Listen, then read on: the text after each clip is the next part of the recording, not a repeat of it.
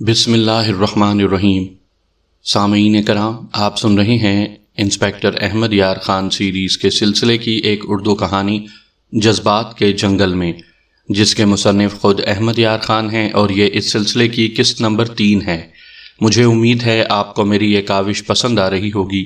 آپ نے اگر ابھی تک میرے چینل کہانی گھر کو سبسکرائب نہیں کیا تو ابھی میرا چینل کہانی گھر سبسکرائب کر لیجئے، تاکہ آنے والی ہر نئی کہانی کی اطلاع بر وقت آپ تک پہنچ سکے۔ لڑکی کے ماں باپ کو میں نے ابھی پردے کے پیچھے رکھا ہوا تھا۔ قاعدے کے مطابق ان کے گھر چھاپا مارنا چاہیے تھا، لیکن میں ملزموں کو چکنا نہیں کرنا چاہتا تھا۔ مجھے یہ پہلو بھی پریشان کر رہا تھا کہ اگر تھانے دار اور لڑکی کو پیشہ ور مجرم اڑا لے گئے ہیں تو انہوں نے پولیس کی ہر ایک حرکت اور کارروائی پر نظر رکھی ہوئی ہوگی۔ اس لیے میں یہ کوشش کر رہا تھا کہ میری کوئی حرکت ملزموں کو نظر نہ آئے اور وہ میرے ارادوں کو قبل از وقت نہ سمجھ سکیں۔ نوکرانی اور دوسرے افراد کو گاؤں بھیج کر میں ASI کے ساتھ اس مسئلے پر بات چیت کرنے لگا کہ اس علاقے کے جو پیشہ ور 2-3 گروہ ہیں ان تک رسائی حاصل کی جا سکتی ہے یا نہیں۔ میں نے یہ سوچا تھا کہ تھانے دار اور لڑکی ڈاکوؤں کے کسی گروہ کے پاس ہیں تو انہیں دلچسپی لڑکی کے ساتھ ہوگی۔ میں ان کے ساتھ در پردہ سودا کرنا چاہتا تھا کہ وہ ہمارا تھانے دار واپس کر دیں۔ میں ان کے خلاف کوئی کارروائی نہیں کروں گا۔ تھانے دار کی رہائی کی صورت میں نے یہ سوچا تھا کہ اس سے یہ بیان لکھواؤں گا کہ وہ ڈاکوؤں کی قید سے فرار ہو کر آیا ہے، مگر سوال یہ تھا کہ کیا تھانے دار ابھی تک زندہ ہے؟ رات وہ تمام لوگ تھانے میں آ گئے جنہیں بلایا گیا تھا۔ ان میں گاؤں کا نمبردار تھا، چوکیدار اور 2 مخبر تھے۔ ان سے کچھ دیر بعد نوکرانی بھی آ گئی۔ میں سب سے پہلے اسے کمرے میں لے گیا۔ اس نے بتایا کہ وہ لڑکی کے گھر گئی تو اس کے ماں باپ نے لڑکی کے متعلق بے صبری سے پوچھا کہ وہ کیسی ہے اور وہ گھر یعنی گاؤں آئے گی یا نہیں۔ انہوں نے یہ بھی پوچھا کہ پولیس اسے اب بھی پریشان کرتی ہے یا نہیں۔ میں نے آپ کو غالباً یہ نہیں بتایا کہ لڑکی کے ماں باپ اس کے خاوند کے قتل کے روز اس کے گھر گئے اور دوسرے دن واپس آ گئے تھے۔ انہیں تھانے دار نے کہا تھا کہ وہ چلے جائیں۔ میں کہہ نہیں سکتا کہ انہیں تھانے دار نے کیوں گاؤں بھیج دیا تھا۔ نوکرانی نے جب دیکھا کہ لڑکی کے ماں باپ کو معلوم ہی نہیں کہ لڑکی لاپتہ ہے تو اس کے لیے یہ فیصلہ کرنا مشکل ہو گیا کہ وہ انہیں بتا دے کہ لڑکی تھانے دار سمیت لاپتہ ہے یا انہیں اس دھوکے میں رکھے کہ وہ خیریت سے ہے۔ نوکرانی چونکہ چالاک تھی، اس لیے اس نے پہلے تو یہ یقین کرنے کی کوشش کی کہ یہ دونوں جھوٹ تو نہیں بول رہے۔ اس نے مجھے بتایا کہ ان کا انداز بتاتا تھا کہ انہیں کچھ علم نہیں کہ ان کی لڑکی کے ساتھ کیا سلوک ہو رہا ہے اور وہ ہے کہاں۔ نوکرانی نے انہیں کہا کہ وہ ان کی لڑکی کا پیغام لے کر آئی ہے کہ اس کے متعلق فکر نہ کریں، پولیس نے تفتیش ختم کر دی ہے، وہ کسی روز گاؤں آ جائے گی، پھر یہیں رہے گی۔ نوکرانی نے انہیں یہ یقین دلایا کہ ان کی بیٹی ہمیشہ کے لیے ان کے گھر آ رہی ہے۔ یہ سن کر لڑکی کے ماں باپ کے آنسو بہنے لگے۔ ان کے لیے غم یہ نہیں تھا کہ ساہوکار مر گیا تھا، ان کا اصل غم یہ تھا کہ ان کی بیٹی کو ساری عمر بیوہ رہنا تھا۔ ہندوؤں کا مذہب اس قدر بے رحم ہے کہ بیوہ دوسری شادی نہیں کر سکتی، خواہ وہ پہلے روز ہی بیوہ ہو جائے۔ میں نے 15-16 سال کی عمر کی بیوہ لڑکیاں دیکھی ہیں۔ بیوہ کے ساتھ دوسرا ظلم یہ ہوتا ہے کہ اس کی سہیلیوں کو اس کے پاس بیٹھنے نہیں دیا جاتا، اور وہ اگر 9 عمر ہی ہو وہ چوڑیاں بھی نہیں چڑھا سکتی اور لڑکیوں کی طرح صاف ستھرے کپڑے بھی نہیں پہن سکتی۔ اس لڑکی کے ماں باپ کو اپنی بیٹی کا یہی حشر نظر آ رہا تھا۔ وہ کہتے تھے کہ اتنی خوبصورت بیٹی ساری عمر کے لیے بیکار ہو گئی ہے۔ لڑکی کی ماں نے نوکرانی کے ساتھ اس خدشے کا اظہار بھی کیا تھا کہ لڑکی نڈر اور سرکش ہے، اس لیے وہ اپنی اور اپنے ماں باپ کی عزت کی پرواہ نہیں کرے گی اور وہ اپنی جوانی اور اپنی امنگوں کی تسکین کرتی پھرے گی۔ وہ راکشس بھی اسی گاؤں میں ہے۔ ماں نے نوکرانی سے کہا وہ اس آدمی کی بات کر رہی تھی جسے لڑکی چاہتی تھی۔ ماں کو معلوم تھا کہ اس کی بیٹی کے اس آدمی کے ساتھ در پردہ مراسم ہیں۔ ماں نے کہا یہ ملیچ ہماری عزت کا خیال نہیں کرے گا، لڑکی پر ہم کس طرح پہرا لگا کر رکھیں گے۔ نوکرانی نے اس آدمی کے اتفاقیہ ذکر سے فائدہ اٹھاتے ہوئے معلوم کر لیا کہ وہ گاؤں میں ہی ہے۔ وہ اس گھر سے اٹھی اور زمیندار کے گھر چلی گئی۔ وہاں بھی اس سے پوچھا گیا کہ ساہوکار کے قتل کا کوئی مجرم پکڑا گیا ہے یا نہیں اور لڑکی کب گاؤں آئے گی۔ نوکرانی نے انہیں بتایا کہ وہ لڑکی کے والدین کو یہی پیغام دینے آئی تھی کہ وہ 4 دنوں تک گاؤں آ جائے گی۔ نوکرانی کو معلوم تھا کہ وہ آدمی اسے باہر ملے گا۔ وہ ادھر ادھر کی باتیں کر کے باہر نکل گئی۔ وہ آہستہ آہستہ چل رہی تھی، وہ آدمی پیچھے سے اس کے ساتھ جا ملا۔ نوکرانی نے چلتے چلتے اسے کہا کہ میں واپس جا رہی ہوں، مجھے راستے میں ملنا جہاں کوئی اور نہ دیکھ سکے۔ وہ الگ ہو گئے۔ وہ جب ٹٹو پر سوار ہو کر گاؤں سے نکلی تو کچھ دور وہ آدمی کھڑا تھا۔ میں نے نوکرانی کی حفاظت کے لیے دیہاتیوں کے بھیس میں جو 2 کانسٹیبل بھیجے تھے، انہوں نے اس کی تصدیق کی تھی کہ ایک آدمی اسے راستے میں ملا تھا۔ یہ کانسٹیبل دور دور سے اس پر نظر رکھے ہوئے تھے۔ نوکرانی نے مجھے بتایا کہ اس آدمی نے اس سے لڑکی کے متعلق پوچھا کہ وہ کیسی ہے اور گاؤں کب آ رہی ہے۔ نوکرانی نے اسے ذرا غصے سے کہا، تم کیسے مرد ہو؟ وہ بیچاری مصیبت میں پھنس رہی ہے اور تم نے جا کر اسے دور سے بھی نہیں دیکھا۔ اس نے کیا کہلا بھیجا ہے؟ اس نے پوچھا۔ اس نے مجھے بلایا ہے؟ اس نے ابھی صرف خیریت کی خبر دی ہے، نوکرانی نے اسے کہا۔ میں نے اس سے پوچھا تھا کہ تمہیں شہر آنے کی کہوں؟ اس نے کہا تھا کہ ابھی نہیں، اور اس نے خاص بات یہ کہی ہے کہ گاؤں میں نہیں آؤں گی، وہاں آئی تو گھر میں قید ہو جاؤں گی، جب ضرورت سمجھی تو تمہیں شہر بلا لوں گی۔ اسے کہنا کہ وہ یہ نہ سمجھے کہ میں نے اس کی پرواہ نہیں کی۔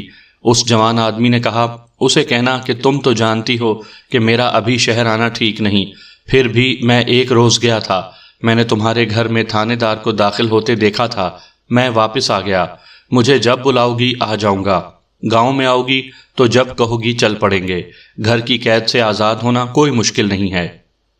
یہ آدمی دلیر ہو سکتا تھا مگر بے وقوف ضرور تھا۔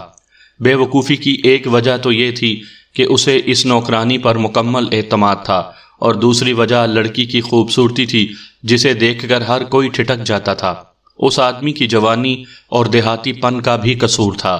اس نے نوکرانی کو یہ پیغام بھی دیا کہ اس نے کچھ رقم اپنے پاس رکھ لی ہے اور وہ لڑکی بھی جتنی رقم اڑا سکے الگ رکھ لے، آگے چل کر بہت ضرورت پڑے گی، لڑکی سارے زیورات بھی الگ باندھ لے۔ اس نے نوکرانی سے یہ بھی پوچھا کہ پولیس نے کیا کھوج لگایا ہے۔ نوکرانی نے اسے بتایا کہ تھانے دار نے لکھ دیا ہے کہ ساہوکار کو ڈاکوؤں نے قتل کر کے لوٹ لیا ہے اور پولیس نے اپنی کارروائی ختم کر دی ہے۔ یہ سن کر وہ خوش ہوا تھا یا اس کا رویہ کیا تھا؟ میں نے نوکرانی سے پوچھا۔ بہت ہی خوش ہوا تھا، نوکرانی نے جواب دیا۔ اس نے اپنی خوشی کو چھپانے کی کوشش نہیں کی تھی۔ اس نے 2-3 بار مجھ سے پوچھا تھا کہ کیا تم سچ کہتی ہو، پولیس نے کارروائی ختم کر دی ہے؟ تب میں نے اسے کہا، میں تھوڑے سے انعام پر راضی نہیں ہوں گی، بھگوان نے تمہارے کھاتے کا خون ڈاکوؤں کے کھاتے میں ڈال دیا ہے اور پولیس کو بھی اندھا کر دیا ہے، تم نے پھول کو آگ سے نکال لیا ہے، ساہوکار جیسے راکشس کا خون پن ہے، پاپ نہیں، بھگوان نے اسی لیے تمہیں صاف بچا لیا ہے۔ اس نے مست سا ہو کے کہا، ہمارے راستے میں جو آئے گا اس کا خون ہوگا، تم جو انعام مانگو گی ملے گا، اسے کہنا تیار رہے اور مجھے بلا لے۔ میں اسے تسلی دے کر آ گئی۔ میں نوکرانی کو چلاک سمجھتا تھا لیکن مجھے بالکل توقع نہیں تھی کہ وہ اس قدر چلاک اور ذہین ہوگی۔ میں نے اسے بہت سی ہدایات دے کر بھیجا تھا لیکن اس نے ان کی رہنمائی میں بہت زیادہ کام کر دکھایا تھا۔ مجھے یہ توقع تھی کہ گاؤں والوں کو معلوم ہو چکا ہوگا کہ لڑکی اور تھانے دار لاپتہ ہیں، مگر وہاں کسی کو معلوم نہیں تھا، لڑکی کے اس آدمی کو بھی معلوم نہیں تھا۔ میں نے اس آدمی کی لا علمی سے فائدہ اٹھانے کی ترکیب سوچی۔ نمبردار، چوکیدار اور مخبر جو گاؤں سے آئے تھے انہیں الگ الگ کر کے کمرے میں بلایا۔ ان سے مجھے یہ پتہ چلا کہ لڑکی اور اس آدمی کی خفیہ ملاقاتیں ہوتی رہتی تھیں۔ اس سے زیادہ لڑکی کے خلاف کوئی الزام نہیں تھا۔ اس آدمی کے متعلق بتایا گیا کہ خوبصورت جوان ہے، گھر میں چونکہ دانے ہیں اس لیے اس میں دلیری بھی ہے اور عقل بھی، کوئی اسے کم عقل نہیں کہہ سکتا۔ میں نے ان سب سے اپنے مطلب کی بہت سی باتیں پوچھیں، کسی حد تک میرا مطلب پورا ہو گیا۔ ان میں سے کسی کو بھی معلوم نہیں تھا کہ تھانے دار اور لڑکی لاپتہ ہے، حالانکہ ASI گاؤں میں یہ معلوم کرنے گیا بھی تھا کہ تھانے دار لڑکی کو ساتھ لے کر گاؤں آیا تھا۔ وہ اب کہاں ہے؟ نمبردار اور چوکیدار نے اسے بتایا تھا کہ تھانے دار گاؤں میں نہیں آیا۔ ان کے وہم و گمان میں بھی نہیں تھا کہ تھانے دار لاپتہ ہو چکا ہے۔ میں نے انہیں بتا دیا اور انہیں چند ایک ہدایات دے کر رخصت کر دیا۔ دونوں مخبر ذہین تھے۔ میں نے انہیں کہا کہ وہ راہزنوں یا ڈکیتوں کے اس گروہ کا کھوج لگائیں جن کے قبضے میں لڑکی ہے۔ اب تو میں یہی کہہ سکتا تھا کہ تھانے دار اور لڑکی کو اغوا کیا گیا ہے۔ میں نے دوسرے ہی دن ساہوکار کے بڑے بیٹے کو بلایا اور اسے کہا کہ وہ 150 روپیہ دے، وہ رقم لے آیا۔ اس دور کا 150 روپیہ آج کے 1500 کے برابر تھا۔ میں نے یہ رقم نوکرانی کو دے کر کہا کہ وہ آج پھر گاؤں جائے اور یہ رقم لڑکی کے ماں باپ کو دے کر کہے کہ ان کی بیٹی نے بھیجی ہے۔ یہ میں نے نوکرانی کے لیے گاؤں میں جانے کا بہانہ بنایا تھا۔ وہ ایک ہی روز پہلے وہاں سے ہو کر آئی تھی۔ میں نے اسے یہ بھی کہا کہ اس آدمی سے مل کر اسے یہ پیغام دے کہ اسے لڑکی نے فوراً بلایا ہے، اسے ساتھ لیتی آئے اور ساہوکار کے گھر میں داخل کر دے۔ نوکرانی ٹٹو پر سوار ہو کر چلی گئی۔ سورج غروب ہونے سے کچھ دیر پہلے نوکرانی میری ہدایت کے مطابق تھانے کے سامنے سے گزری۔ میں نے ایک کانسٹیبل باہر کھڑا کر رکھا تھا۔ اس نے مجھے اطلاع دی کہ نوکرانی اشارہ کر گئی ہے کہ کام ٹھیک ہے۔ ساہوکار کے گھر پر نظر رکھنے کے لیے میں نے ایک مخبر بھیج رکھا تھا۔ ساہوکار کے بڑے بیٹے سے میں نے کہہ دیا تھا کہ گھر کھلا رکھے اور گھر میں کوئی نہ جائے۔ میں ساہوکار کے گھر کی طرف چل پڑا۔ وہاں مجھے کوئی نہیں پہچان سکتا تھا۔ ASI کو میں نے بتا دیا تھا کہ اسے کیا کرنا ہے۔ میں خدا سے التجائیں کرتا جا رہا تھا کہ میرا پلان کامیاب رہے۔ پلان میں کچھ گڑبڑ ہو گئی لیکن خدا نے پھر بھی مدد کی۔ ایک غلطی مجھ سے بھی ہو گئی تھی۔ چاہیے یہ تھا کہ گھر کے کسی کمرے میں پہلے ہی 1-2 کانسٹیبلوں کے ساتھ موجود ہوتا۔ میں نے اس کے بجائے یہ فیصلہ کیا تھا کہ وہ آدمی اندر چلا جائے تو میں اندر آ جاؤں گا۔ عین وقت پر مجھے خیال آیا کہ اگر وہ آدمی اندر چلا گیا اور وہاں لڑکی اسے نہ ملی تو وہ اسے دھوکہ سمجھ کر بھاگ جائے گا۔ وقت کی ذرا سی گڑبڑ سے سارا کھیل تباہ ہونے کا اندیشہ پیدا ہو گیا۔ میں جب ساہوکار کی گلی میں داخل ہوا تو مجھے ایک گھر کے سامنے نوکرانی کھڑی نظر آئی۔ گلی میں بچے کھیل رہے تھے۔ 2 آدمی میری سمت آ رہے تھے۔ ایک جوان سال آدمی پیچھے سے آیا اور میرے قریب سے گزر گیا۔ میں وردی میں نہیں تھا۔ وہ نوکرانی کے بالکل قریب سے گزرا، چند قدم آگے جا کر واپس آ گیا۔ میں آگے چلا گیا، گھوم کر دیکھا وہ آدمی ساہوکار کے گھر میں داخل ہو رہا تھا۔ نوکرانی اس کے پیچھے تھی۔ میں مڑا اور تیزی سے ساہوکار کے دروازے میں داخل ہو گیا۔ میرا مخبر گلی کی نکڑ پر کھڑا تھا۔ دوڑا آیا۔ میں ڈیوڑی میں داخل ہوا۔ آگے ایک اور دروازہ تھا جو بند تھا۔ میں نے کواڑوں میں سے جھانکا۔ نوکرانی نے اس خوبرو جوان کو ایک کمرے میں داخل کر کے دروازہ بند کر دیا۔ میں نے مخبر کے کان میں کہا کہ دوسری گلی میں ASI اور 2 کانسٹیبل کھڑے ہیں، انہیں بلا لاؤ۔ میں اندر چلا گیا اور اس کمرے کا دروازہ کھولا جس میں وہ بیٹھا تھا۔ اس نے دروازے کی طرف دیکھا۔ اس کے ہونٹوں پر مسکراہٹ تھی۔ وہ بیچارہ سمجھا کہ لڑکی نے دروازہ کھولا ہے۔ دروازے جتنے اونچے قد اور ایک کواڑ جتنے چوڑے سینے والے آدمی کو دروازے میں دیکھ کر اس کی مسکراہٹ اس طرح غائب ہو گئی جس طرح جلتے بلب کا سوئچ آف کر دیا جاتا ہے۔ بیٹھو دوست، میں نے اس کے کندھے پر ہاتھ رکھ کر پیار سے کہا۔ وہ نہیں آئے گی جس کے لیے تم آئے ہو۔ آپ کون ہیں؟ اس نے گھبرائے ہوئے لہجے میں پوچھا۔ ہم ایک دوسرے کو اچھی طرح جانتے ہیں، میں نے کہا، صرف پہچانتے نہیں۔ وہ اٹھ کھڑا ہوا اور ہاتھ جوڑ کر بولا، رام رام، میں چلتا ہوں، یہ لوگ دکان پر ہوں گے۔ میں نے اس کا بازو پکڑ لیا اور مسکرا کر کہا، میں تم سے ملنے آیا ہوں اور تم اٹھ کر چل دیے، بیٹھو یار۔ اتنے میں باوردی ASI 2 باوردی کانسٹیبلوں کے ساتھ صحن میں داخل ہوا۔ یہ آدمی چارپائی پر اس طرح بیٹھ گیا جیسے گر پڑا ہو۔ اس کا رنگ اڑ گیا۔ میں نے اسے دھیمے سے پوچھا، ہتکڑیوں میں تھانے چلو گے یا یہیں سب کچھ بتا دو گے؟ اس کے ہونٹ ہلے مگر منہ سے آواز نہ نکلی۔ میرے لیے اس کا یہ رد عمل انوکھا نہیں تھا۔ قتل کرنے تک تو انسان اپنے آپ کو دلیر اور جوان مرد سمجھتا رہتا ہے۔ دلیری کی صحیح ضرورت تو اس کے بعد ہوتی ہے جو کسی بھی قاتل کو حاصل نہیں ہوتی۔ قتل کے بعد پولیس کی صرف وردی دیکھ کر قاتل کا پسینہ نکل آتا ہے۔ میں نے اس آدمی کے چہرے سے پہچان لیا کہ اقبال جرم کے لیے مجھے پریشان نہیں کرے گا۔ ASI اور کانسٹیبل کمرے میں اس کے سامنے کھڑے تھے۔ چلو تھانے چل کر بات کرتے ہیں، میں نے اٹھتے ہوئے کہا۔ ڈرو نہیں، ہتھکڑی نہ لگانا، اس نے رندھی ہوئی آواز میں کہا۔ نہیں لگائیں گے، میں نے شفقت سے کہا، تمہاری عزت میں کوئی فرق نہیں آنے دیں گے۔ میں نے ASI سے کہا کہ وہ کانسٹیبلوں کو ساتھ لے کر تھانے چلا چلے تاکہ لوگ یہ نہ سمجھیں کہ ہم اسے گرفتار کر کے لے جا رہے ہیں۔ وہ سب باہر نکل گئے۔ میں نے اسے اٹھایا۔ ہم دونوں کمرے سے نکلے۔ نوکرانی صحن میں کھڑی تھی۔ میں اسے دیکھ کر مسکرایا۔ جوان سال ملزم نے اسے دیکھا تو اس نے جست لگائی اور نوکرانی کے منہ پر اتنی زور سے گھونسا مارا کہ بیچاری دور پیچھے جا پڑی۔ وہ اس کی طرف گیا۔ میں نے دوڑ کر پیچھے سے اس کی گردن پر گھونسا جمایا۔ اللہ نے مجھے لمبے بازو اور ہاتھ بڑے بھاری دیے ہیں۔ میرے گھونسے سے وہ دیوار کی ساتھ جا لگا۔ میں نے اسے کلائی سے پکڑ کر مروڑ دیا اور پہلو میں ایک اور گھونسا مارا۔ اس کے منہ سے ہائے نکلی اور وہ پہلو کے بل گر پڑا۔ لیٹے لیٹے اس نے ہاتھ جوڑ دیے۔ نوکرانی کو دیکھا، اس کے ہونٹوں سے خون بہہ رہا تھا۔ میں نے ASI کو آواز دی، وہ آیا تو اسے کہا کہ نوکرانی کو ہسپتال لے جاؤ اور اس کے ہونٹ پر دوائی لگاؤ۔ جس کانسٹیبل کے پاس ہتھ کڑی تھی اسے کہا کہ ملزم کو ہتھ کڑی لگا لو، میرے 2 گھونسوں نے اس کی جوان مردی ختم کر دی تھی۔ تھانے کی حوالات میں اس روز 2 پیشہ ور ملزم بند تھے۔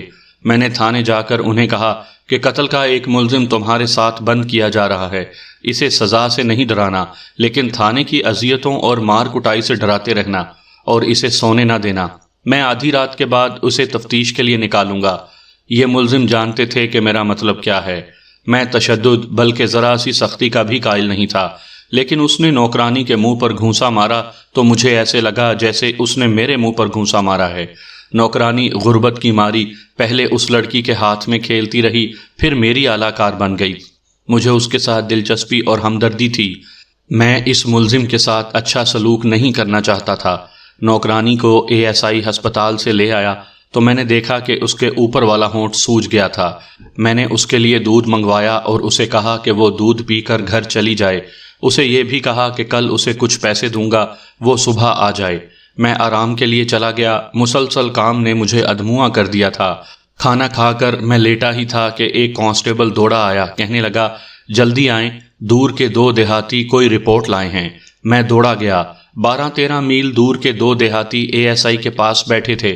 انہوں نے یہ خبر دی کہ آج صبح کے اندھیرے میں ان کے گاؤں میں ایک آدمی آیا جس کے جسم پر بہت سے زخم ہیں، اس کے ساتھ ایک جوان لڑکی ہے، وہ بھی کچھ زخمی ہے۔ اس زخمی آدمی نے اپنا نام بتا کر کہا کہ وہ اس تھانے کا تھانے دار ہے۔ گاؤں کے 2 آدمی اس کے جاننے والے نکل آئے، اسے اپنے گھر لے گئے اور جو مرہم پٹی ہو سکتی تھی وہ کی۔ ہمیں یہ پیغام دے کر بھیجا گیا ہے کہ ASI اس گاؤں آ کر اسے لے جائے، وہ ابھی گھوڑے یا ٹٹو کی سواری کے قابل نہیں۔ یہ ہمارا گمشدہ تھانے دار تھا اور اس کے ساتھ ساہوکار کی نوجوان بیوہ تھی۔ پیغام لانے والے دونوں دیہاتیوں کو معلوم نہیں تھا کہ تھانے دار کہاں اور کس طرح زخمی ہوا ہے۔ اس نے ASI کو بلایا تھا۔ اسے معلوم نہیں تھا کہ میں بھی اس کے تھانے میں موجود ہوں۔ مجھے رات کو اس آدمی سے اقبال جرم کروانا تھا جسے میں نے ساہوکار کے گھر سے پکڑا تھا، لیکن تھانے دار کو لانے کے لیے مجھے ہی جانا چاہیے تھا۔ مجھے معلوم نہیں تھا کہ اس کی گمشدگی اور زخمی ہونے کا پس منظر کیا ہے۔ وہ مسلمان تھا، اس لیے میں ہندو ASI کو جانے سے روکنا مناسب سمجھتا تھا۔ میں نے ASI سے کہا کہ میں صبح تک نہ آیا تو وہ ملزم کا ریمانڈ لے لے اور ابھی اس سے کوئی بیان نہ لے۔ میں نے ہیڈ کانسٹیبل کے ساتھ 6 کانسٹیبل لیے، انہیں رائفلیں دلوائیں۔ میرے پاس ریوالور تھا۔ وہ پیدل چلنے کا زمانہ تھا مگر ہمیں جلدی پہنچنا تھا۔ ASI نے تھوڑے سے وقت میں 2 گھوڑوں اور 6 ٹٹوؤں کا انتظام کر دیا۔ دونوں دیہاتی گھوڑے پر آئے تھے، ٹارچیں لیں، رات تاریک ہو چکی تھی۔ ہم سب روانہ ہو گئے۔ علاقے کے متعلق بتا چکا ہوں کہ چٹانی اور اونچا نیچا تھا۔ ہماری رفتار اچھی تھی۔ 3 گھنٹوں کے اندر ہم اس گاؤں تک پہنچ گئے۔ دیہاتی ہمیں اس گھر لے گئے جہاں تھانے دار تھا۔ یہ گاؤں کے بڑے زمیندار کا گھر تھا۔ تھانے دار پلنگ پر پڑا تھا، لڑکی وہاں نہیں تھی۔ مجھے دیکھ کر تھانے دار کی آنکھیں حیرت سے ابل آئیں۔ بولا، اوئے ملک، تم کیسے آئے؟ میں نے اس سے ہاتھ ملایا اور پوچھا کہ زخم کیسے ہیں اور کہاں کہاں ہیں؟ کوئی زیادہ گہرے نہیں، اس نے جواب دیا اور ہیڈ کانسٹیبل کی طرف دیکھا جو پاس ہی کھڑا تھا۔ اس نے ہیڈ کانسٹیبل سے کہا کہ وہ باہر چلا جائے۔ وہ چلا گیا تو اس نے اپنے میزبان کو بھی کمرے سے نکال دیا۔ زخم اتنے گہرے نہیں کہ میں تھانے تک نہ پہنچ سکتا، تھانے دار نے کہا۔ میں دراصل ASI کو یہاں بلانا چاہتا تھا، اس کے ساتھ بات کر کے مجھے فیصلہ کرنا تھا کہ میں کیا کروں۔ تم آ گئے ہو، یہ اچھا بھی ہوا ہے اور برا بھی۔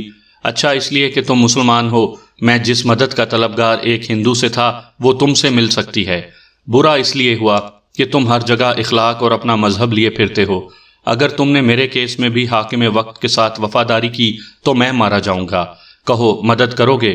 اس نے میرا ہاتھ اپنے ہاتھ میں لے کر دبایا اور کہا، میری نوکری اور میری عزت خطرے میں پڑ گئی ہے، میں نے ایک سنگین جرم کیا ہے، میں نے اس پر پردہ ڈالنے کی ترکیب سوچ رکھی ہے۔ اس نے پوچھا، تمہیں میرے تھانے میں تعینات کر دیا گیا ہے؟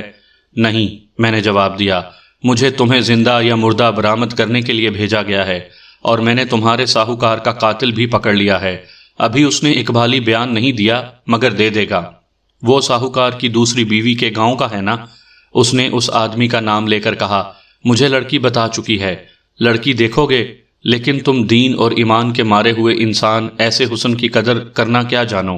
مجھے تو کم وقت نے پاگل کر دیا تھا، تم مردہ دل ساری سروس اقبال جرم کراتے پوری کر جاؤ گے۔ اس نے کسی کو آواز دی، اس حالت میں بھی یہ شخص زندہ دل اور رنگین مزاج تھا۔ میزبان اندر آیا تو تھانے دار نے اسے کہا کہ وہ لڑکی کو اندر بھیج دے۔ لڑکی جب آئی تو میں نے یہ تسلیم کرنے سے انکار کر دیا کہ یہ کسی دیہاتی ہندو کسان کی بیٹی ہے۔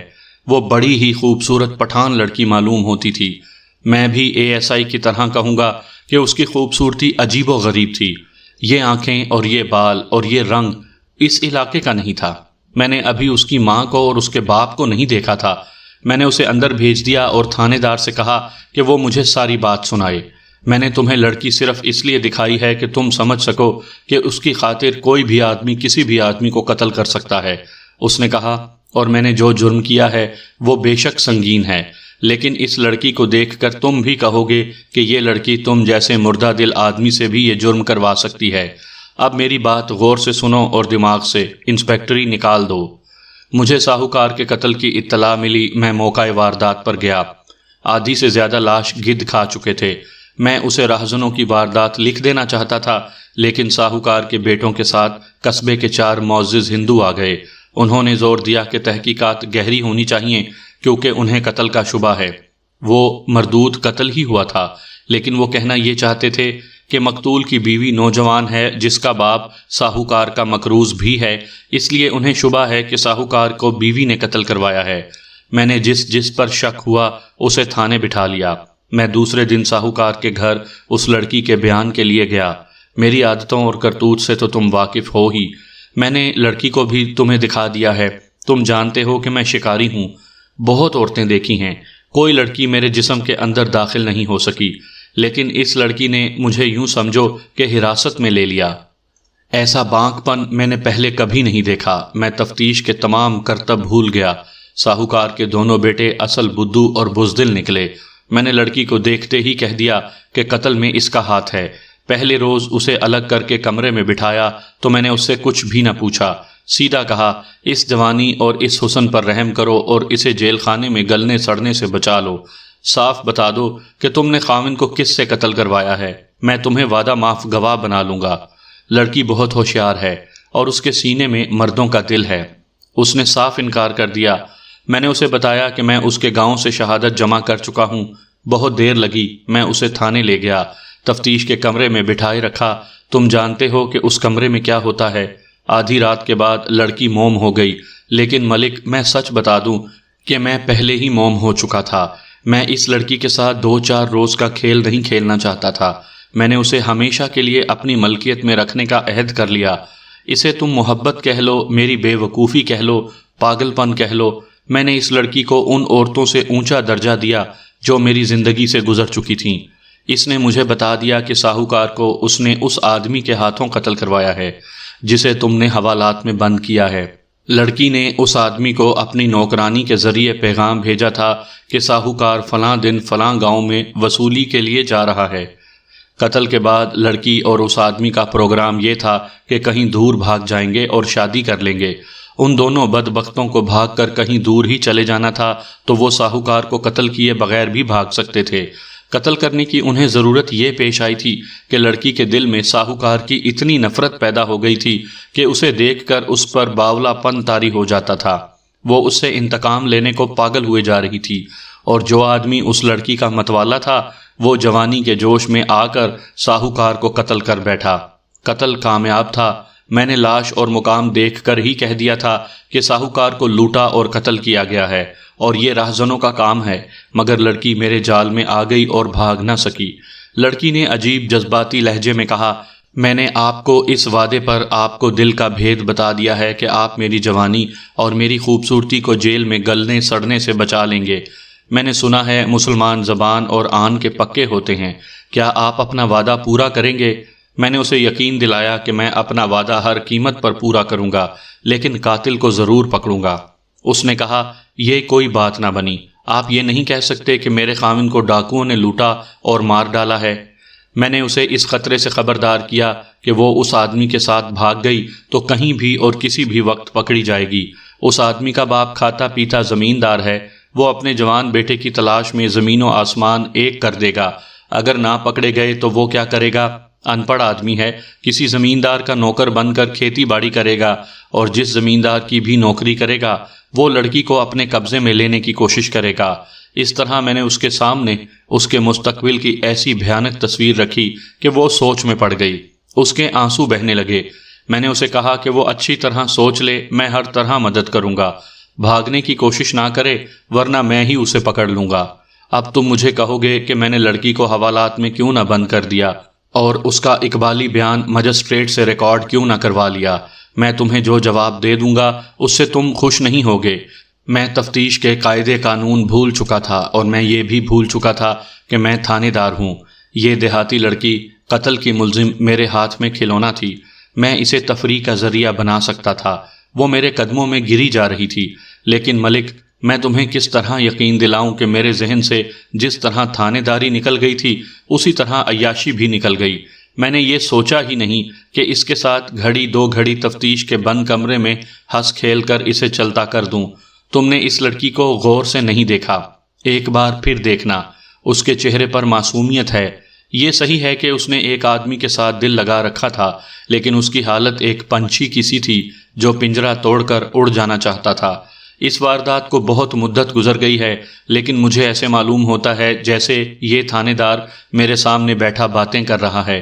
ڈیوٹی سے بے نیازی اور عیاشی کے لحاظ سے وہ شہزادہ تھا، کسی سے ڈرتا اور دبکتا نہیں تھا، لیکن اس لڑکی کے متعلق باتیں کرتے مجھے شک ہو رہا تھا کہ یہ وہ نہیں کوئی اور ہے۔